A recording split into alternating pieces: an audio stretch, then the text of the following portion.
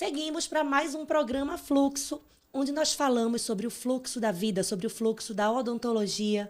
A gente faz reflexões do passado, reflexões sobre a atualidade e estimativas, projeções para o futuro.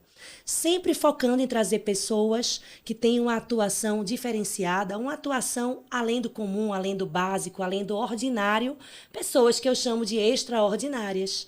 E hoje eu vou receber uma dentista que é uma grande amiga, que é a doutora Cláudia Gobor. Olá, minha amiga. Olá. Tudo que bem? Bom estar com você. É um prazer participar desse seu novo projeto, né? E contribuir para informações das pessoas também, fazer um bate-papo legal.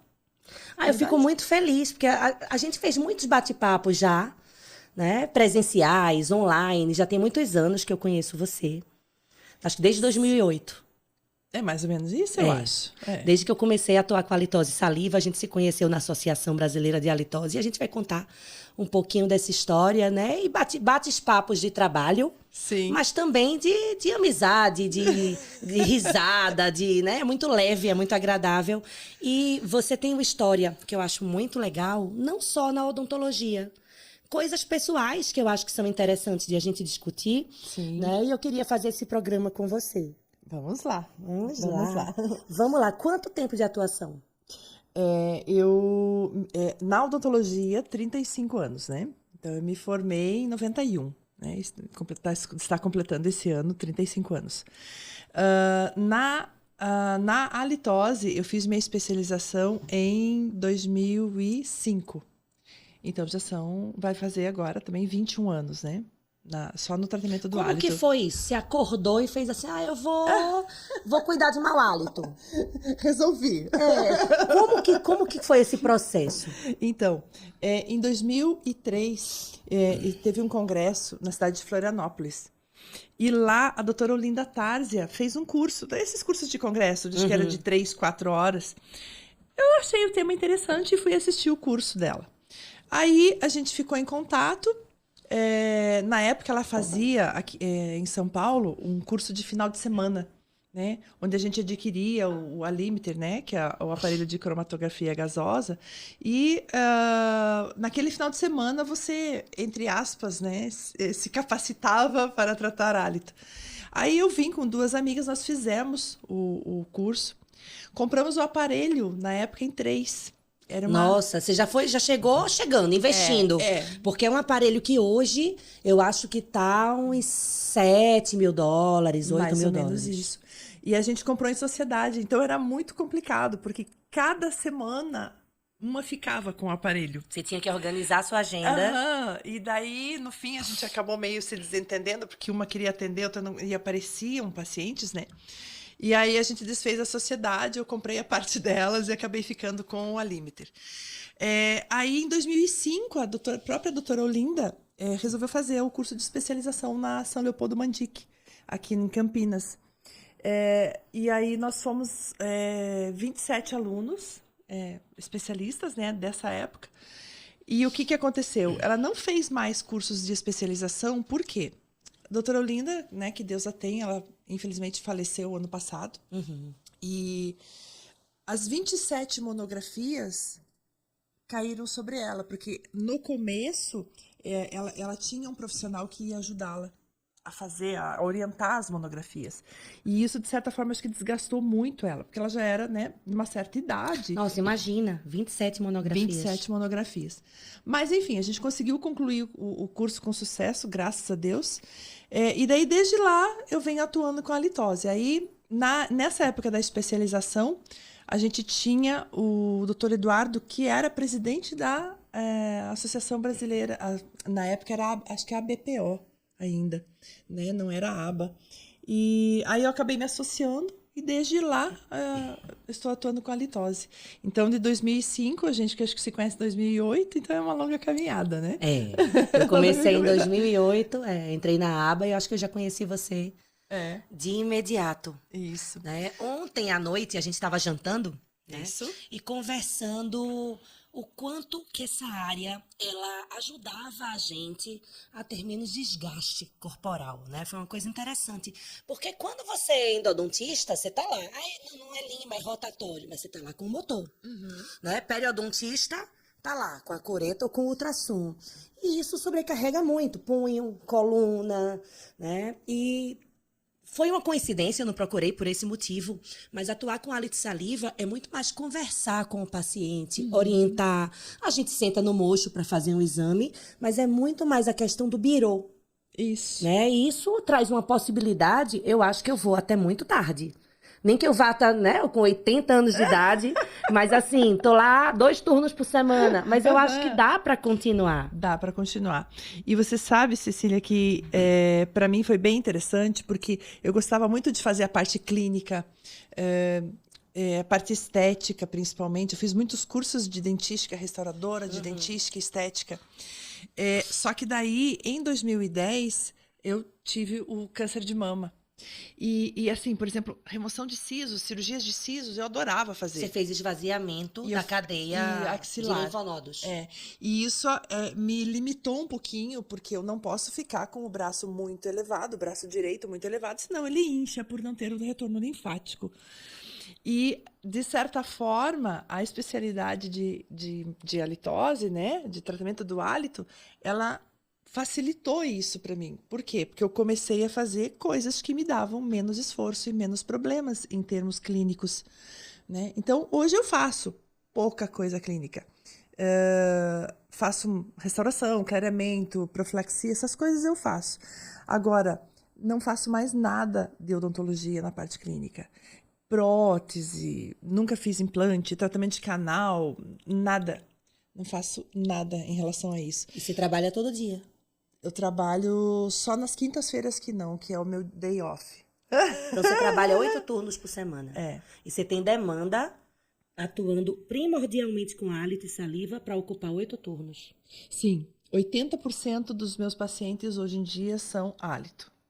E é muito engraçado porque eu pedi isso uma vez, sabe? Eu estava fazendo o procedimento clínico e daí eu falei, ai meu Deus. Eu falei assim, quem me dera uns 80% dos pacientes, das pessoas que me procurassem, fosse hálito. E hoje isso se concretizou, sabe? Graças a Deus. Por quê? Porque é isso que a gente conversou.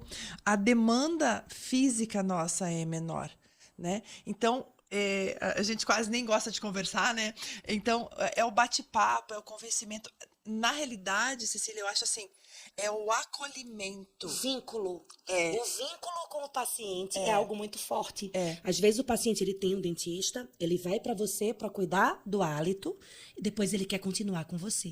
É uma coisa até delicada quando alguém me encaminha, porque eu digo, não, mas o seu dentista é doutor fulano, você tem que voltar para ele. Exatamente. Mas aí o que eu digo pro paciente? Mas você pode, de 6 em 6 meses, vir fazer uma reavaliação do hálito, uma cialometria, fazer um check-up preventivo, mas as tuas restaurações, da minha parte, você continua com o doutor fulano. Mas porque o paciente, esse vínculo que ele encontra, ele ganha uma confiança, a gente ganha uma confiança, né, que isso gera recorrência, isso é interessante. Então, a parte do acolhimento e da integrativa que a gente faz também, né? Acho que isso faz a grande diferença. Mas o acolhimento, ele é muito interessante, tanto que às vezes em alguns procedimentos, em alguns casos, mas a senhora não faz a limpeza aqui? Eu me sinto, assim, de certa forma incomodada. Eu falei, não, eu faço, mas é exatamente isso que você falou. Mas você tem o seu dentista, faça lá com ele, né? Então, para esses pacientes, mas a senhora não faz restauração? Eu já falo que eu não faço. Então, eu separo muito. O paciente de tratamento da alteração do hálito, eu não faço procedimento restaurador. Ele tem o seu dentista, ele vai lá. A não ser que, numa exceção, que quebra o dente, que ele não encontra o seu... Ou ele não tem um dentista de referência. Ou ele não tem um dentista de referência. E, às vezes, quando ele não tem mesmo esse dentista de referência, desculpa, quando é procedimento muito, assim, tipo, uma MOD, algumas restaurações extensas, eu passo para uma colega assim, de confiança que eu tenho lá no meu prédio. Mas isso é muito bom, a gente ao longo da trajetória da gente, poder escolher o que é que a gente vai fazer. Né? O que demanda menos, o que dá prazer. Porque eu acho que do mesmo jeito, tem um vínculo, mas isso é bilateral. Né? A gente não tem como estabelecer um vínculo, um acolhimento com o paciente se a gente não tiver inteira e se não tiver uma troca. Porque a pessoa percebe essa reciprocidade, o paciente percebe. Então, eu acho que nutre muito a gente emocionalmente ver o paciente chegar, muitas vezes destruído, complexado, limitado, cheio de limites e crescer, evoluir, a pessoa desabrocha. Isso é muito legal. Exatamente. E assim, no caso do acolhimento, né? A gente sabe, assim, quem trata, né? Faz a consulta certinha de alteração de hálito. Olha, de todos os pacientes, eu vou te dizer assim, a metade às vezes chora na frente da gente, porque nunca encontrou uma pessoa que tratasse, uma pessoa que acolhesse ele naquele problema. Que enxergasse ele. Porque é uma via crucis que o paciente faz. Sim. Sim. Inclusive de ir para várias pessoas e o dentista, o colega dentista, dizer, você não tem nada.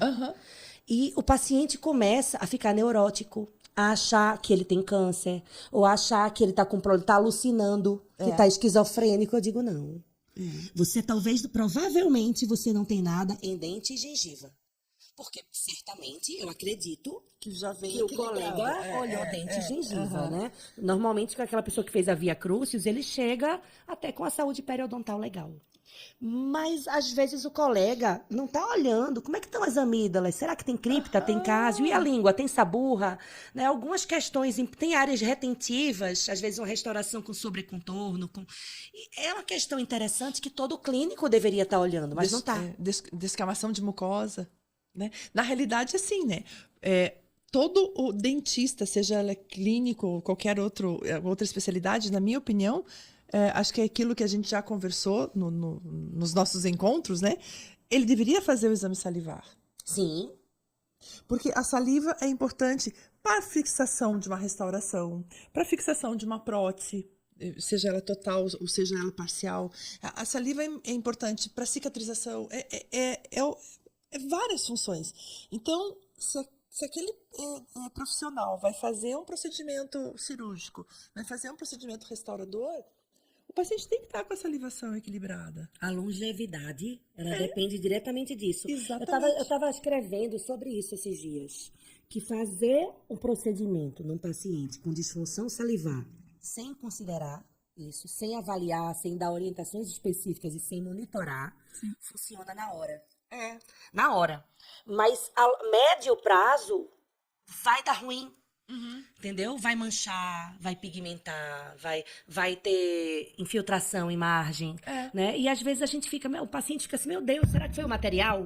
Você até se questiona, eu faço restauração ainda. Será que foi a técnica? Será que eu falhei na questão, na parte adesiva? Mas não é claro que existe essa possibilidade, mas no paciente com disfunção salivar, a saliva vai ter um papel muito importante nessa longevidade. Então, qualquer especialidade deveria estar de olho nisso. Você falou de cirurgia, faz uma cirurgia no paciente sem saliva para ver como é que é a recuperação. É péssima. E engraçado, né, Cecília, como, fazendo uma crítica agora aos nossos colegas, né, parece assim que as outras especialidades não se interessam, né? Pela saliva. Como também não se interessam por hálito. A gente encontra hoje em dia no consultório, quando a gente recebe alguns pacientes, com aquelas facetas azuladas, brancas, e com aquele excesso cervical que dá um hálito terrível. E assim, a saúde gengival péssima, aquela gengiva toda vermelha, e tá tudo certo também. Então, assim, eu, pelo menos lá em Curitiba, eu vejo muitos casos de iatrogenia que vem pra gente que não tinha, por exemplo, alteração de hálito, em que o profissional não se incomoda nem com a saúde gengival e quem dirá fazer um exame salivar. Onde é que você acha que vem isso? Porque eu fico pensando assim, acho que vem da base. Eu fui professora de graduação e lá na graduação a gente tinha aula teórica de saliva, aula prática de avaliação salivar, aula teórica de halitose, prática de organoléptico, levava o equipamento também para fazer a halitometria. Mas eu não tive isso na minha graduação. Não. Você não teve? Não, de jeito nenhum. E aí você não tem aquilo na base, né? Eu acho que isso já piora esse conhecimento do dentista. Como é que é? Você aprende só a colocar a massinha e fazer profilaxia e só, né? É o que Vira a denticure. Denticure. Né? A gente fala da denticure, isso. porque a gente é promotor de saúde e isso não é só conversa bonita. Né? Se a gente está gastando muito mais tempo mexendo, manipulando a boca e conversando pouco, a gente está fazendo o papel do peão. Né? Que é o executor. Ele não é quem projeta o peão. Ele é quem executa. Então, eu acho que a gente precisa rever essa conduta. Nada contra procedimento clínico. Eu faço, minha equipe faz. Mas eu acho que não pode centrar a clínica dessa maneira. Sim. Então, todo dentista deveria fazer o exame salivar justamente por causa disso. Né? É claro que a gente falou também das restaurações, das facetas que não são indicação, né, de primeira, mas... a gente vê muita iatrogenia e eu não sei em que ponto, em que momento virou a chave dos profissionais que se formaram, depois da gente, né? Em que o que interessa para eles é a conta bancária no final do mês. Sabe? Então eu vejo muito isso. A gente vê publicações, às vezes, na internet desses casos de iatrogenia, né? De facetas e outros. Grita na minha tela. E se o paciente pede, mesmo que não seja. E eu já vi comentários assim: se o paciente pede, mesmo que não seja indicação, não interessa, eu faço. Ele está pedindo, ele está solicitando. O que importa é a minha conta no final do mês, sabe? Isso. De certa forma, Cecília, me dói, sabe? É porque a gente tem uma formação de caráter muito forte, né? Eu acho que tem a ver com a educação familiar, com a educação também formal de escola, com o lado religioso, espiritual, muitas vezes. E aí chega uma pessoa sem base, sem ética, sem valores. Compromisso com o próximo, né? Compromisso com o próximo, né? Respeito com o próximo. Inclusive, a individualidade, o umbiguismo, eu brinco, o umbiguismo, que a pessoa só olha pro próprio umbigo, né?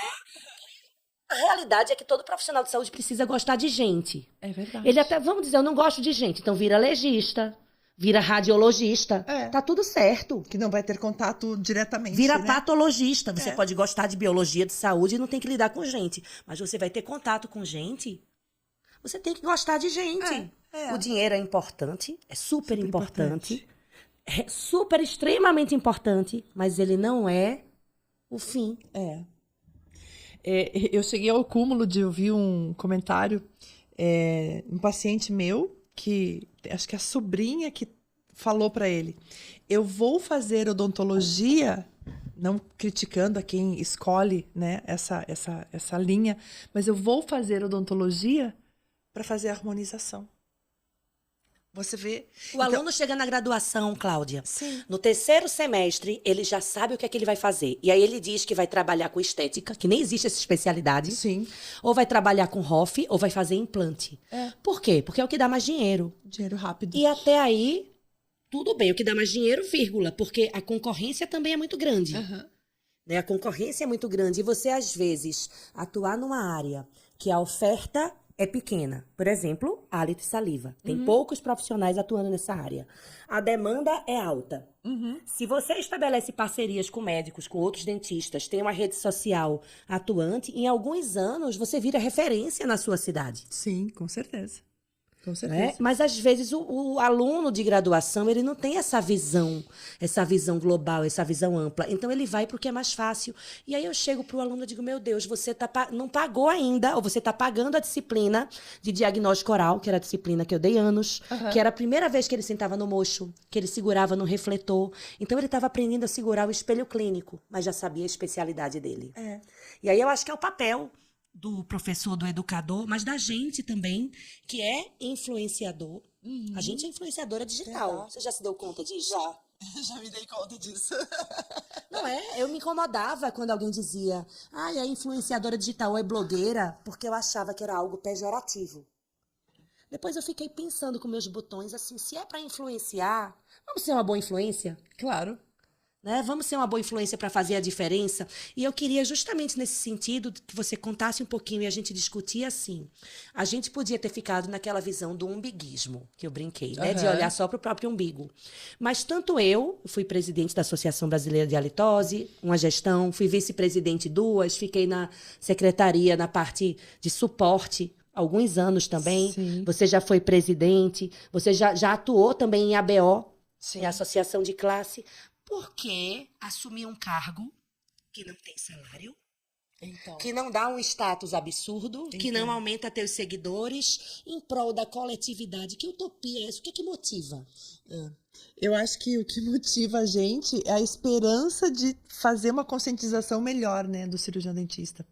Em relação à associação de halitose, a gente sempre vestiu a camisa, eu acho que você, né? Porque eu também já ocupei todos os cargos possíveis dentro da diretoria da Associação Brasileira de Halitose, mas eu acho que, assim, é tentar trazer mais profissionais para que se interessem pelo assunto hálito e saliva. Eu acho que isso é muito importante. A gente sempre ter essa luta, né? Porque é uma luta, né?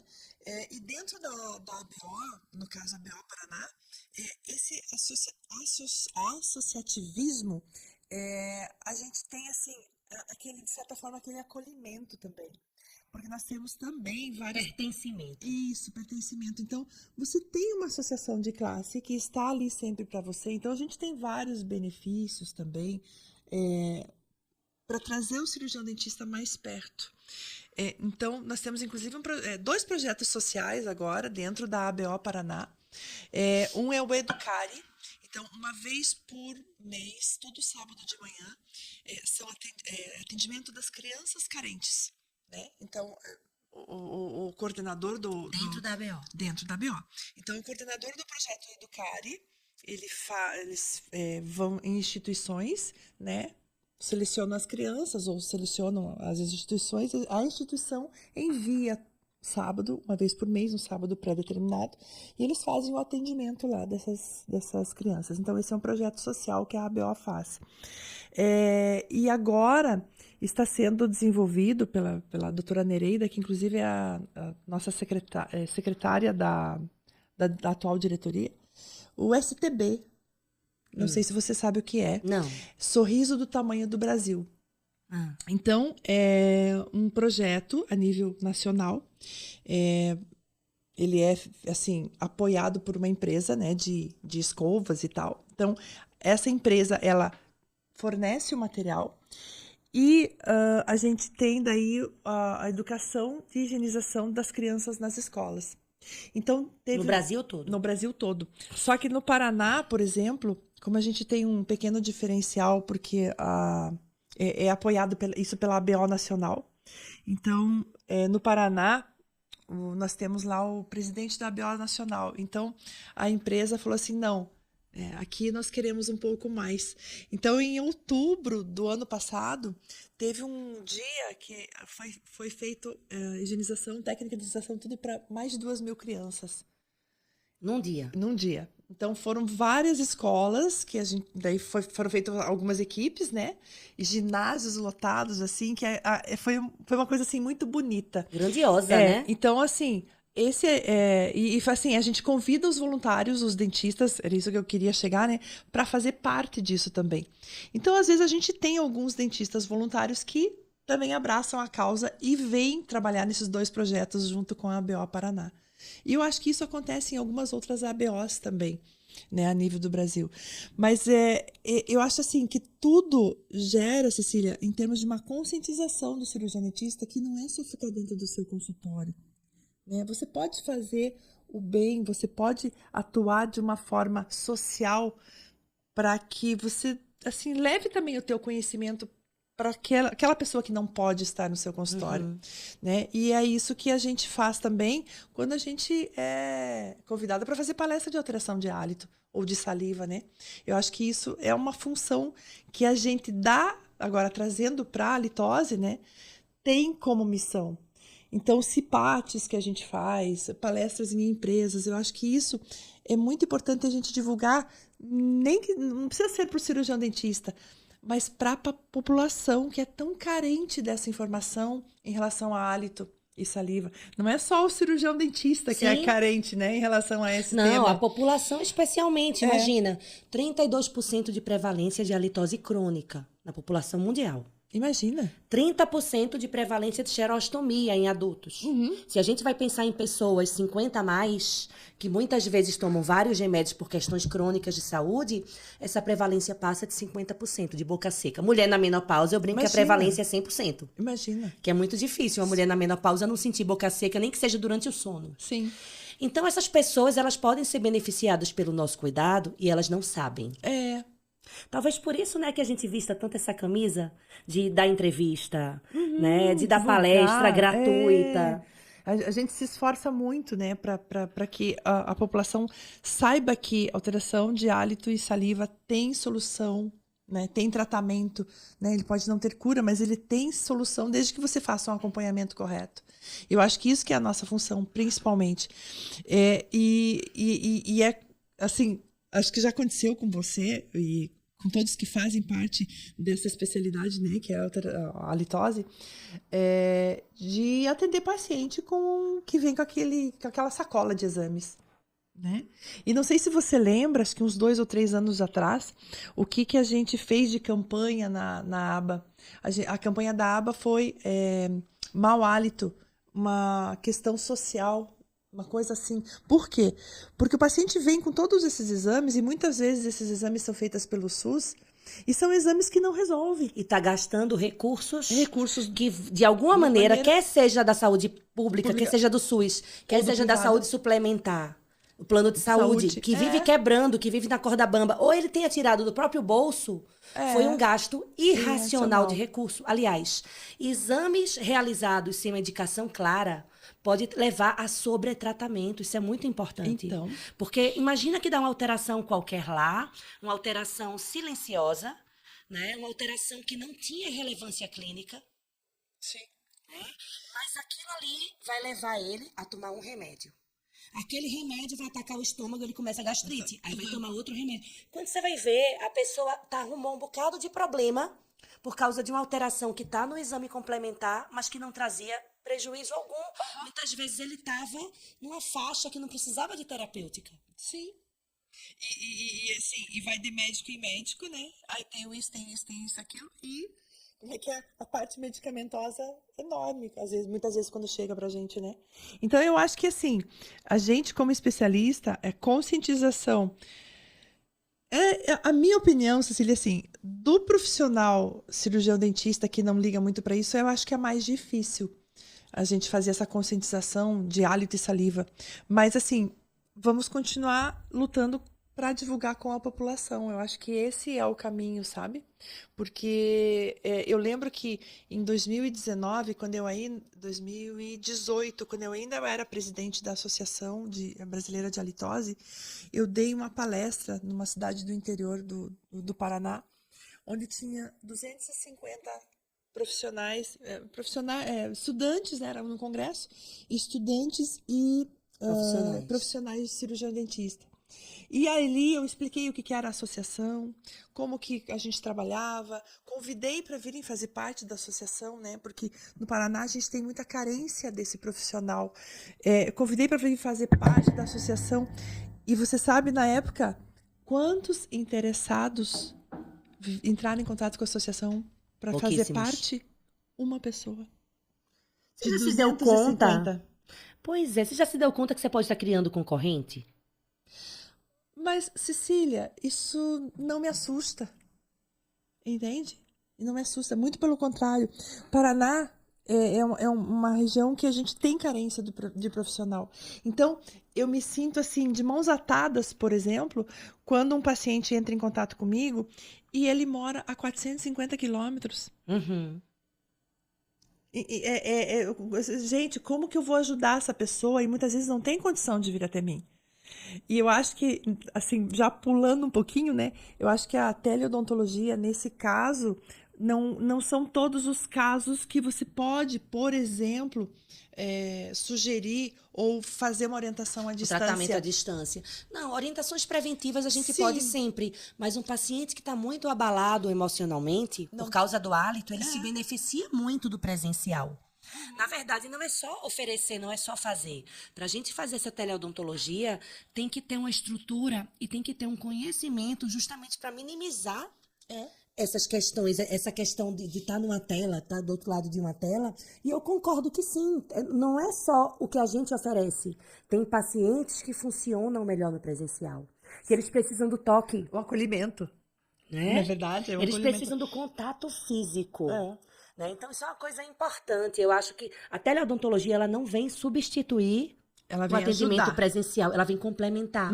Talvez a primeira consulta, aquela pessoa se desloca os 400 quilômetros, ou faz uma consulta, uma interconsulta com o dentista da cidade dela, mas em algum momento vai para uma reavaliação com você. Sim. Então, esse encontro presencial é muito rico. Sim. Mas nesse meio tempo, para tirar dúvida, para motivar, para orientar o paciente, a gente faz isso há muito tempo.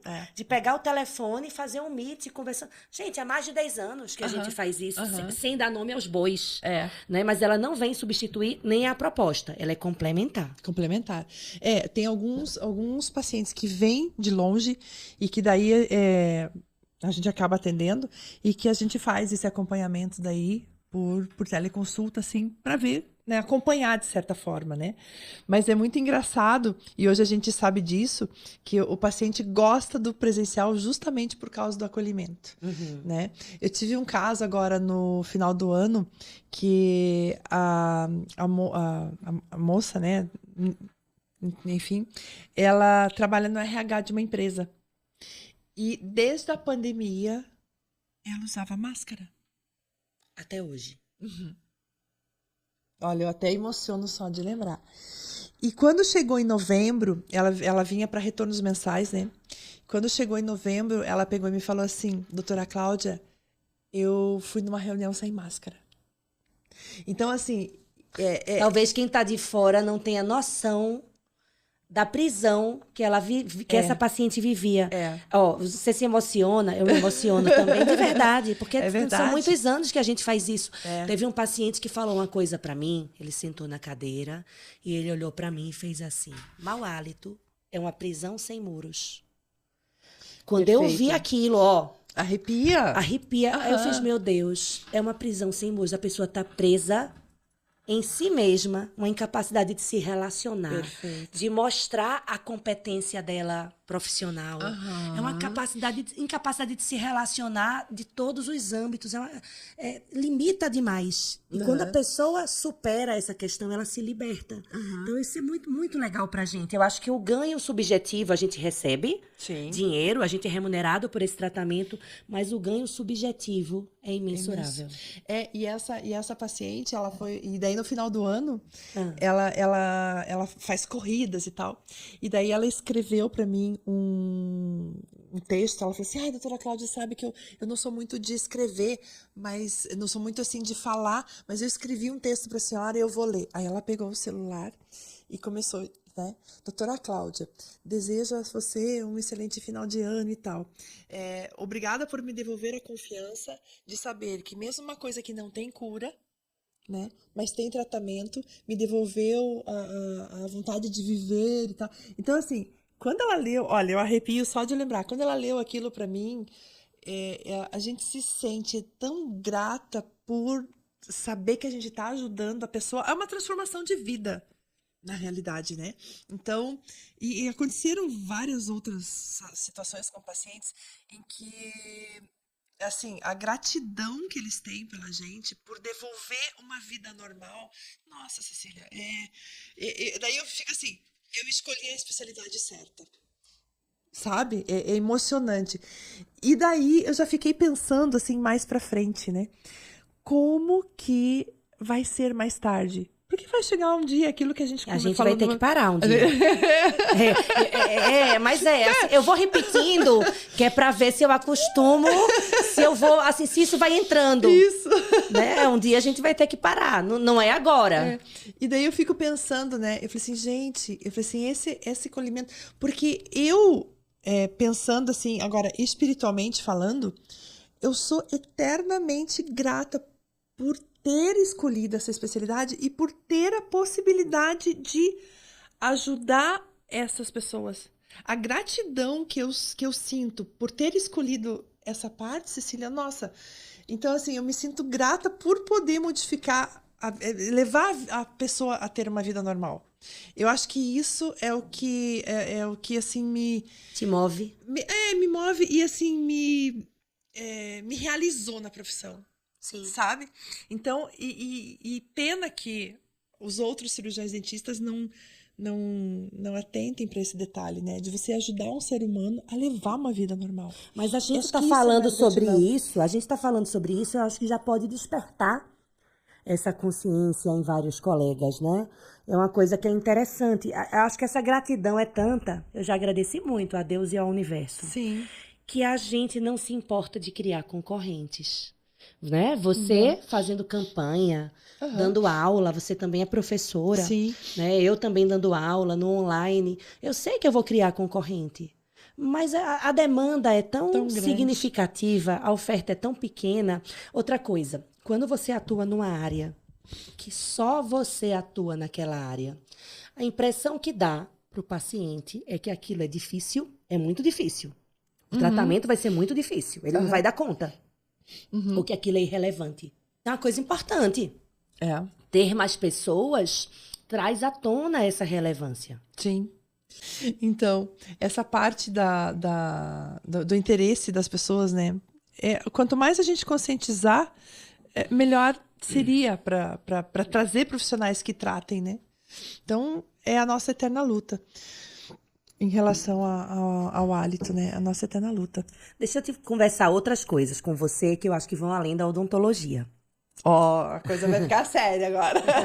Não, tem duas coisas que eu quero falar que acho que são bem legais, que podem ser, que eu acho que a audiência se conecta e se inspira. Uma das coisas é sua relação, seu apego com os felinos, com os gatos, né? Que você já chegou a ter 10 gatos. Eu queria 12. Que você... 12?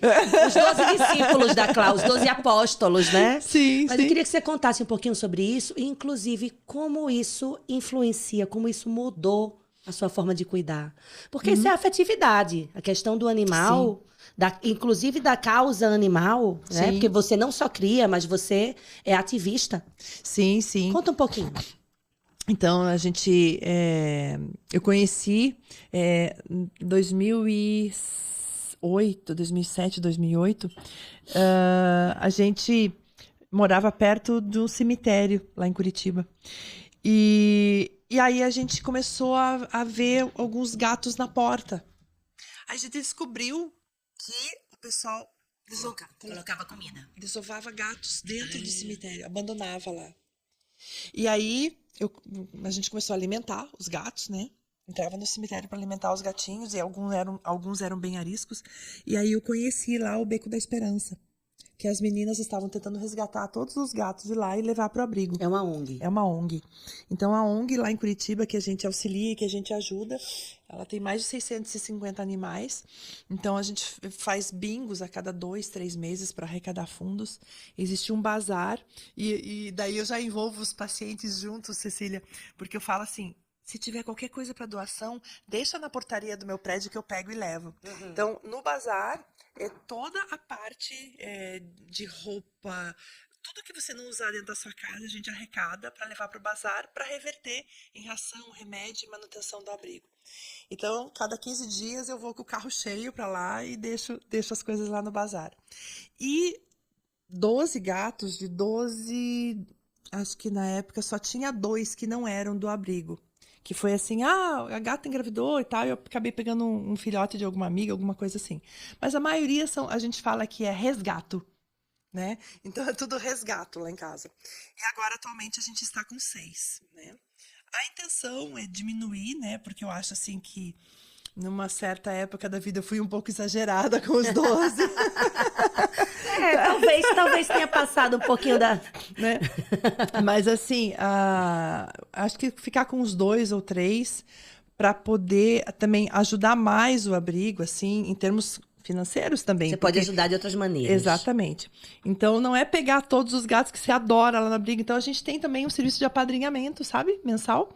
Você gosta de um gatinho lá que tá no abrigo, que já é de mais idade, que você sabe que não vai ser adotado, a gente tem um apadrinhamento mensal. Então, aquele gatinho vai ter, assim, um cuidado mais especial, vai ter um sachêzinho durante o mês. Então, tem essa possibilidade também.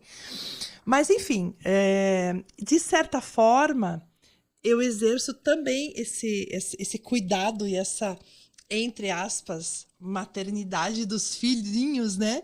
Com os gatos também. Então, isso é muito gratificante. Tanto que quando eu viajo, eu falo assim, daí, como é que estão as crianças? Você tem câmera para monitorar os gatos. Sim, sim. Pois é, mas eu acredito e vivo isso. A gente tem que ter uma vida além da odontologia. Sim. Tem gente que diz assim, não, eu nasci para essa profissão, eu só seria feliz sendo dentista.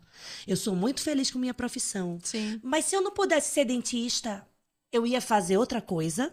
E dentre essas outras coisas, eu ia procurar algo que eu fizesse com excelência, que fizesse diferença na vida das pessoas e que fizesse diferença na minha vida.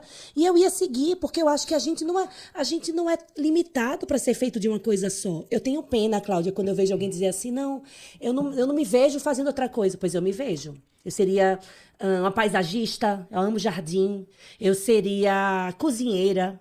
Poderia ser uma chefe ou ser uma cozinheira. Então, eu vejo tantas... Eu seria professora de qualquer área. De direito, de veterinária, de engenharia. Né? Então, eu vejo muitas possibilidades. E eu acho que essa questão do lazer, essa questão do ativismo, essa questão dos pets, tudo isso influencia na nossa profissão. Porque nos completa e a gente consegue estar ali mais completo para o outro. Exatamente. E você sabe que eu já sei o que eu vou fazer quando eu me aposentar, né? Vai ser dubladora. Claro. Conta, como é que foi essa história? Você fez curso de atriz e dubladora. Então, assim, é um projeto que eu ainda tenho, né? Se Deus quiser, eu vou concretizar. Então, eu sempre quis fazer... gostei muito sempre de dublagem, né? Então, em 2011... Primeiro entrei para uma agência de modelo e manequim, fiz curso de modelo, manequim e tal, desfilava lá em Curitiba, tudo certo. E aí eu digo, não, a dublagem é legal. Aí eu fui fazer um curso de dublagem, que era um curso de 3 meses, né, lá em Curitiba mesmo. Aí o que aconteceu? A professora do curso de dublagem falou assim, olha, gente, a maioria das empresas cinematográficas, né? Elas exigem o curso de atriz ou ator, né? Para trabalhar com dublagem, porque você tem que ter uma certa interpretação na sua voz. A entonação. Sim, a emoção, você tem que aprender isso, né? E daí, na época, estava abrindo inscrições no colégio estadual, né? Onde tinha o curso de atriz, de ator, 1 ano e meio, toda noite, né? De segunda a sexta, 1 ano e meio toda noite. Aí eu fui e me inscrevi e eram 35 vagas. Porque daí eles fazem análise do quê? Como é um colégio estadual, eles fazem análise de português, matemática do ginásio. Então, você imagina, eu tive que resgatar histórico escolar lá, né? Renda mensal e tal. Eu passei na vaga número 32, 32ª vaga. Quem tinha mais limitação tinha prioridade. Sim. Aí consegui entrar no curso de atriz, e daí foi 1 ano e meio. Nós montamos durante o ano todo, esses 3 semestres, 4 peças dentro do próprio colégio. E é o único curso, pelo menos no Paraná, que a gente já sai, não precisa fazer banca depois. Você já sai com o registro do DRT, né? Que é o direito de atuar. E foi muito legal, porque a nossa peça de formatura, digamos assim, a gente fez até as músicas. Então, nós tínhamos um colega que ele tocava violão, que ele compunha, e a gente fez até as músicas. E eu fiz uma personagem lá chamada, no texto original, que era Tribobó, da Maria Clara Machado. A gente adaptou para Tribobó Curitiba City. Então, City. Daí, na peça original era... como é que é? Joana Charuto. Só que não era daí, não tinha como ser charuto, porque a gente adaptou para o público infantil. Então era Joana Pirulito. Então, foi assim, uma época muito legal. Aí e foi uma peça marcante de final de ano, porque queriam que a gente reprisasse mais vezes, mas daí o ano letivo já tinha acabado. Aí depois eu atuei no próprio colégio estadual, no grupo de teatro amador lá. Então eu fiz a peça Festim Diabólico por 3 temporadas também. Eu fazia a tia do morto. E aí quando a gente se formou, nós viemos a São Paulo para fazer a Universidade de Dublagem com o Wendel Bezerra, que faz a voz do Bob Esponja. Ah, legal. Né? Então a gente ficou uma semana aqui, eu e mais 5 que fez o curso de teatro. E a gente ficou uma semana aqui. Então a gente teve aula com o Wendel Bezerra, com o Faduli Costa, que faz aquelas narrações do National Geographic, né? Tivemos aula com a Mônica Santos, que faz a voz do Cebolinha, né? Então foi uma semana bem intensa, assim. Só que, por que esse projeto está meio parado? Porque em Curitiba não existem empresas que façam a dublagem, né? Você teria que vir para São Paulo, Rio e São Paulo, né? E no atual momento, e desde então, eu não tenho essa possibilidade de ficar vindo e fazer 2 ou 3 falas e voltando para Curitiba. Não, né? É uma coisa que me realizaria, sim, mas não, a princípio é um projeto que para quando eu aposentar vai ser reativado com certeza. Eu cresci com aquela frase que eu achava o máximo. Versão brasileira, Herbert Richards. Se você tá ouvindo isso, é sinal que você tem mais de 40 e olha lá, mais de 50, de 60, de 70. Mas eu acho que traz uma memória afetiva muito gostosa, muito legal, né? As sessões da tarde, Cecília. Mas as dublagens, eu tenho a impressão que as dublagens brasileiras são muito boas. Sim. Né? E as dublagens de filme americano eram muito bem feitas. E assim, sabe qual que é o meu único medo, assim, nos últimos tempos que eu andei pensando? É a IA. Sim. Então, assim, eu não sei se pode ser até que esse meu sonho não seja concretizado, porque eu acho que a IA não tem a entonação, pode até se desenvolver a entonação se e a desenvolver emoção. pouquinho em relação à dublagem. Pode. Talvez algumas empresas que se importem menos e que queiram economizar, porque a questão econômica é importante, elas vão lançar mão. Esses dias eu ouvi música de IA que um compadre meu fez, e ele me mostrou e eu fiz, nossa, legal, quem gravou? Porque assim, eu achei que era ao vivo, eu não consegui diferenciar. Então isso está evoluindo, né? Mas tem uma coisa que eu acho que a IA não vai substituir nunca, que é a conexão humana. A entonação, talvez, a real interpretação, na realidade, daquilo que está sendo mostrado na imagem, né? E aí, pode ser que... Cláudia, você faz vozes de quê? Conta aí pra gente. Do quê? Tá, faço qualquer voz que tu quiser. Faço voz de criança, faço voz de velha, faço voz... Faz voz de criança. Fala alguma coisa pra nossa audiência com voz de criança. Um conselho. Oi, tudo bem? Vamos lá? Então, hoje a gente vai ensinar a fazer a escovação dental. Então, na escovação dental, você tem que pegar certinho a escova, certo? Porque senão a mãe vai brigar e daí tem que escovar direito. E quando você for lá na tia que é dentista, a tia dentista também vai brigar com você. Então, você pega e daí você faz assim. Você pega um pouquinho de pasta de dente e coloca em cima da sua escova e vai escovando assim, ó. E você vai escovando assim, movimento de bolinha do lado de fora, tá bom? É isso que eu queria ensinar. E não com muita força sempre. E não esquece de passar fio dental, tá bom? Beijo, tchau, fui!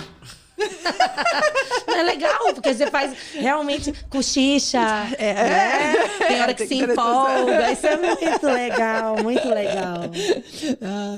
A voz de velha. Deixa eu ver. A voz de velha Manda esses cientistas criarem juízo e estudar a saliva com a voz de velha. Pensa. Oi, estou aqui hoje para falar com vocês que eu, não higienizei direito durante minha vida toda. E aí o que aconteceu? Perdi alguns dentes. Eu perdi. Eu perdi alguns dentes e daí deu problema na gengiva. Então, por favor, eu peço para vocês, pela experiência própria, que cuidem bem. Que cuidem bem e que passem o fio dental. E venha. E sempre, sempre muita água. Muita água para a produção da saliva. Porque nessa idade a gente tem muita boca seca. E a boca seca não é bom pra ninguém. Fica lábio colado, assim, ó. Fica lábio colado e não é bom isso. Então, muita água e hidratação, por favor, tá bom? Vou lá agora descansar um pouco. Extraordinária. Extraordinária. Vai um corte pro Instagram, viu, desse conselho. Minha amiga, pra gente fechar, conta um pouquinho. A gente tá em 2026. Certo. 2020, a gente tinha algumas questões da odontologia que mudaram muito. Eu vejo muitas mudanças na odontologia dos últimos 6 anos. Mudanças boas, mudanças ruins. Sim. Né? A gente vê a saúde pública expandindo, a gente vê a consciência de alguns profissionais que estão educando a população presencialmente por meio das redes sociais também expandindo, mais pessoas se interessando por hálito e por saliva e por outras questões que também são importantes. A gente vê, por outro lado, os faceteiros que estão fazendo Sim. lentes sem desgaste, como se isso não gerasse um volume iatrogênico. A gente vê coaches, profissionais que nunca atuaram naquela área e estão educando outros dentistas, ou blogueiros que não são dentistas passando orientações para paciente. Né? A gente vê muitas questões, a gente vê a inteligência artificial, a teleodontologia, muitas questões aflorando. Então, se a gente for pensar 2020 para cá, em 6 anos, o mundo mudou muito. Sim. Nos próximos 5 anos, é provável que o mundo mude muito, que o paciente mude muito e que o dentista também, que o cuidado mude muito. Você já projetou, você já pensou, o que é que você imagina que vai mudar nos próximos anos? Às vezes eu penso nisso, sabe? Por quê? Porque como a gente tá vendo tantas, vamos falar do vocabulário de novo, iatrogenias no consultório, né, Cecília? São coisas muito recentes, né? Em termos de harmonização, em termos de facetamentos desnecessários, né? E é isso que a gente pensa. Aquela pessoa que coloca facetas de uma forma irresponsável, a responsabilidade, né? 0 com o seu paciente. Aquele paciente que tem 25, 28 anos hoje, que coloca esse facetamento iatrogênico, como que vai estar, qual é a preservação disso? Como que vai estar o estado bucal dele quando ele tiver 50? Então, você acha que daqui a 6 anos a gente vai começar a visualizar, a se deparar com esses pepinos? Eu acho, sabe? Eu acho, justamente pela forma indevida de como está sendo conduzida a coisa. E isso não é só em termos de facetamento.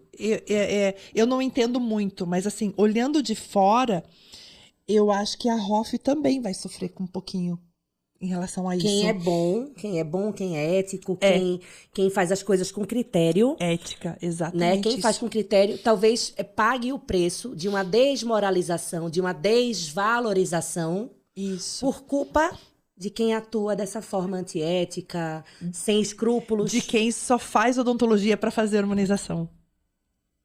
Né? Daquele profissional que, eu vou fazer odontologia para fazer harmonização facial. Então, assim, eu tenho medo desse desvirtuamento da profissão de odontologia. E a gente vai ter que estar preparado.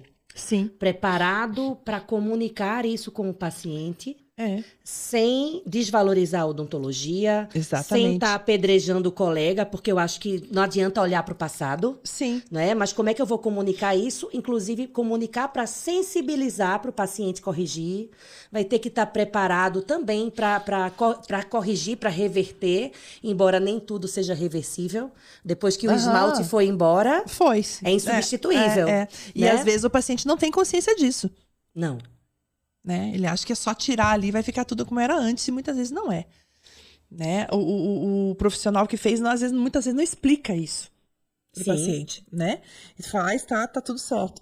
Então, eu tenho muito receio, assim, do que a gente vai enfrentar ainda em termos de explicar corretamente o que aconteceu, explicar o que foi errado, não... Projetar como que vai ser o segmento daquilo, porque a gente precisa dar uma previsão para o paciente. A gente não tem bola de cristal, mas a gente precisa deixar claro para o paciente o que é que vai acontecer, os riscos de não intervir, Sim. os riscos de intervir, Os benefícios de intervir, como que aquilo pode se desdobrar, do tipo, se você não cuidar desse dente que tá cheio de cerâmica com excesso, ou que tá bem feito, mas que vai ter um limite de vida útil, você pode perder esse dente. Exatamente, porque você veja, o paciente que faz lá com 25, 28, 30 anos, esses facetas, por exemplo, cerâmicas, né?